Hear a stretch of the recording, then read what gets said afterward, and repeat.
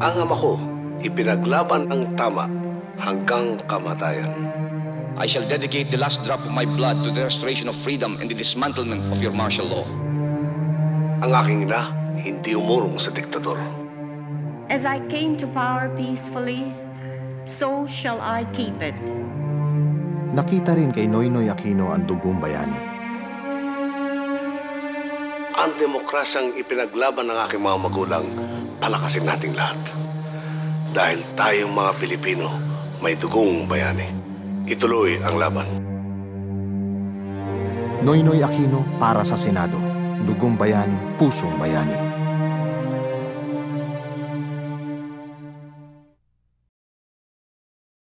I won't talk about me kasi you need to know my kuya, si Noynoy. True, di kami nag-usap for years kasi sobrang protective siya. Daig pa si mom at si dad.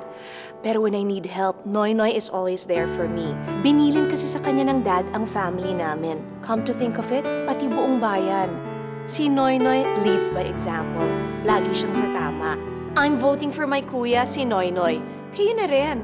Deal? Ayos, game na.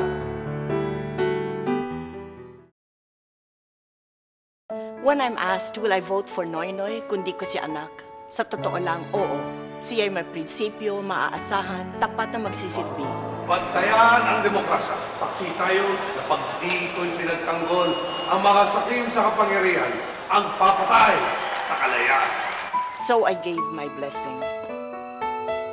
Pakisunod lang po, Noynoy. I'm sure he'll make a good senator. Kung hindi, lagot siya sa nanay niya.